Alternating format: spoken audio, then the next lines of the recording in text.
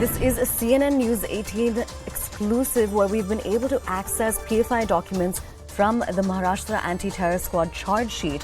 Now, these exclusive documents reveal the PFI's hate plot.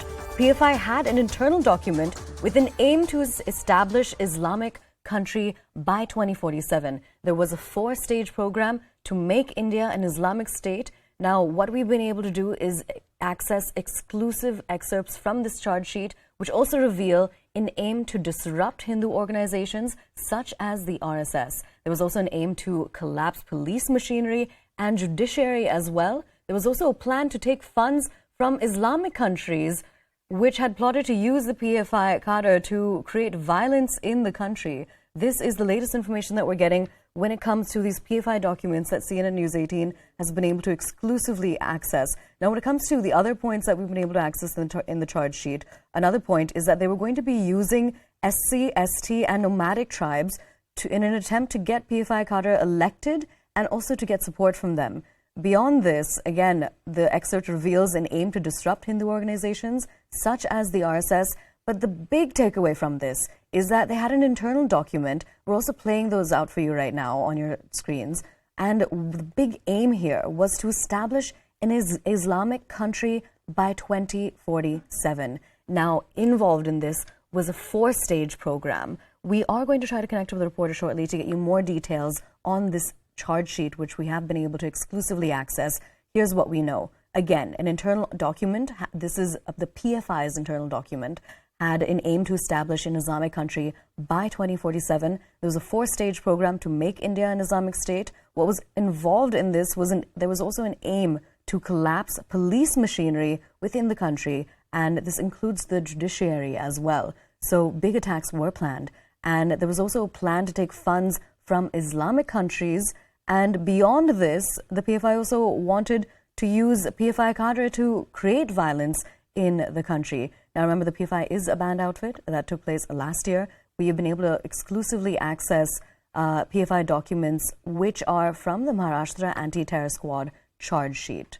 We'll go over a few of the points. Once again, they were attempting to use SC, ST, and nomadic tribes to get PFI cadre elected and get support for them. We're being joined by Mr. Deshratan Nigam. Mr. Nigam, thank you so much for speaking to CNN News 18. We've been able to exclusively access that documents, actually, from the Maharashtra Anti-Terror Squad charge sheet. Now, they reveal some terrifying details about the PFI's hate plot. One of them is that they had an aim to establish an Islamic country by 2047. Could you tell us what your perspective on this is?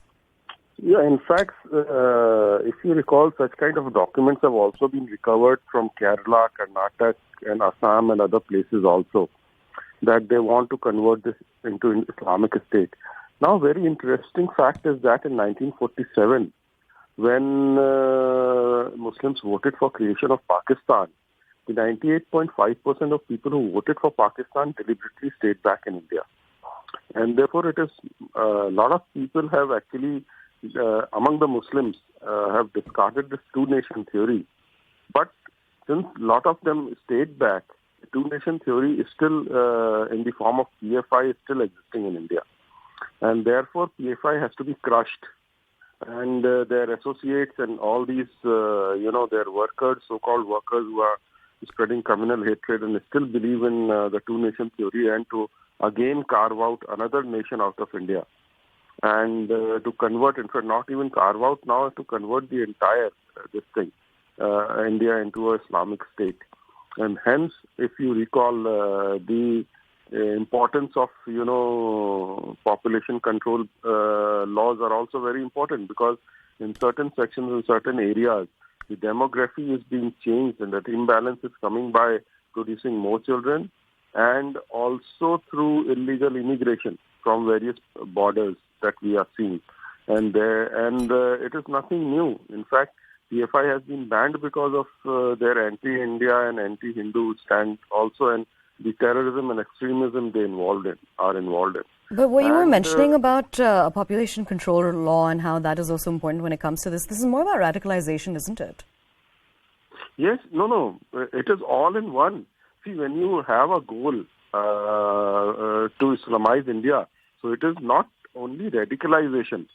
radicalization is there, 100% there. But what are the measures as to how you will achieve it?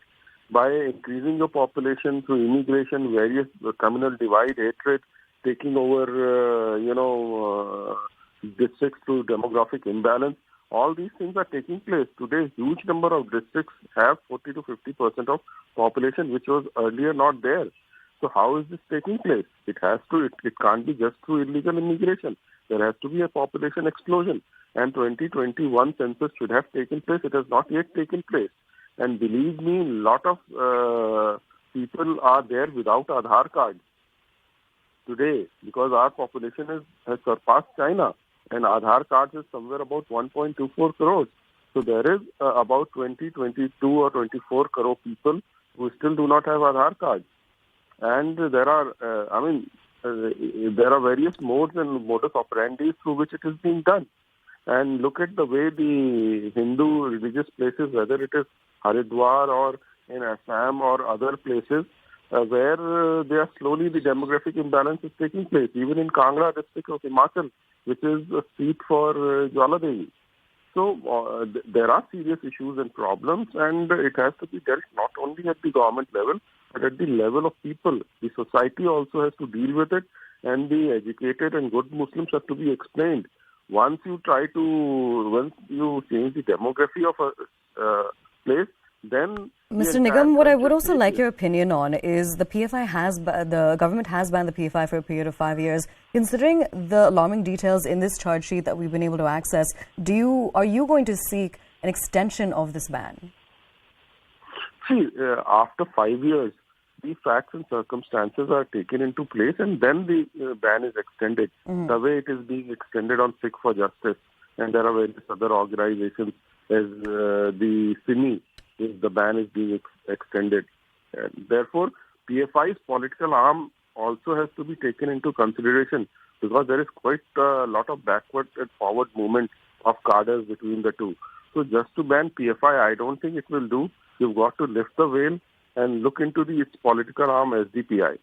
And also, think of banning that particular organization also. All right, Mr. Nigam, thank you so much for speaking to CNN News 18 and for giving us your opinion about this. Now, we'd also like to cross over to our reporter, Yasha, to get us more details. Yasha, over to you. Yes, in fact, now what we see is that this charge sheet has revealed some shocking details. In fact, what ATS has said is that there were these 5 accused who were conspiring and having conspiracy meetings in various parts of Mumbai throughout. In fact, the charge sheet also speaks about the connection of PFI with the banned terrorist organization SIMI, wherein they were also trying to put forth various people. That is, some of the PFI cadres were in fact asked to speak to various Muslim families, wherein these Muslim families were convinced to join PFI cadres. In fact, those joining the cadre were also given some arm training.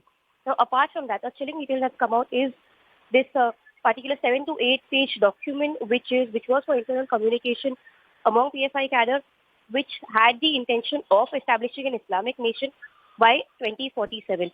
The idea was that when India would celebrate 100 years of its independence, India would be an Islamic state, and which is where they had a 4-point ideology, 4-point plan.